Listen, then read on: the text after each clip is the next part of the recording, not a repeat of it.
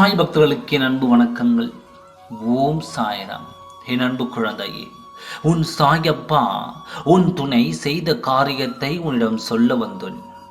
நடக்கப் போகும் காரியம் என்னவென்று தெரியாமல் குழம்பிக் கொண்டு இருக்கும் இந்த நேரத்தில் உன்னிடத்தில் இப்படி ஒரு செய்தியை உன் சாயப்பா சொல்ல வந்துள்ளேன். நான் சொல்வதை பொறுமையாக முழுமையாக கேள். உன் துணை தன் கைகளில் இந்த பெயரை பச்சை குத்தியிருக்கிறார். எதற்காக பச்சை குத்தியிருக்கிறார் தெரியுமா? அந்த உறவை சந்திக்கும் நேரத்தில் இன்ப அதிர்ச்சி கொடுக்க வேண்டும் என்று தன் கையில் பச்சை குத்தி வைத்துள்ளார். அந்த பெயரை இப்படி யாரை அவர் இன்ப அதிர்ச்சி கொடுக்க காத்திருக்கிறார் என்பதை நீயும் இப்பொழுது குழம்புவாய். சொல்கிறேன் கேள். உன் துணை இன்று அவர் கைகளில் பச்சை குத்திருப்பது உன் பெயரை உன் பெயரை தான்.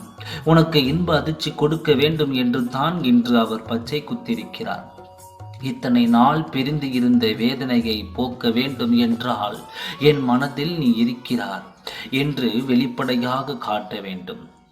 அப்படி என்றால் இந்த பச்சை குத்தி கொண்டு உன்னிடத்தில் வந்து உனக்கு இன்ப அதிர்ச்சியை கொடுக்க வேண்டும் என்பது உன் துணையின் ஆசை. மனதிற்குள் யார் யார் என்ன நினைக்கிறார்கள் என்பதை யாராலும் வெளிப்படுத்த முடியாது. உன் துணையே திரும்பி வந்தாலும் மனதில் என்னவோ வைத்துக்கொண்டு திரும்பி வந்துள்ளார் என்று நினைக்கும் காலம் இது.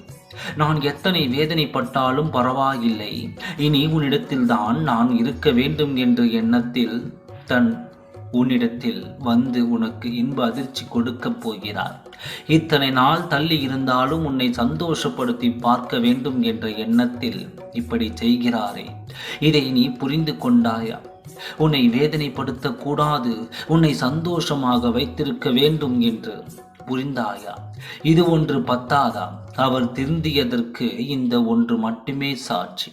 உன்னை தேடி வருவார், உனக்கு இன்ப அதிர்ச்சி கொடுப்பார், உன்னோடு வாழ உன்னை சந்தோஷப்படுத்தப் போகிறார். எல்லோர் முன்னிலையிலும் உன்னோடு வாழ்ந்து காட்டப் போகிறார். உனக்கு வாழ தகுதி இல்லை என்று உனக்கு பின்னே பேசியவர்கள் முகத்தில் கரியை பூசும் அளவு உன் வாழ்க்கை செழிப்பாக போகிறது.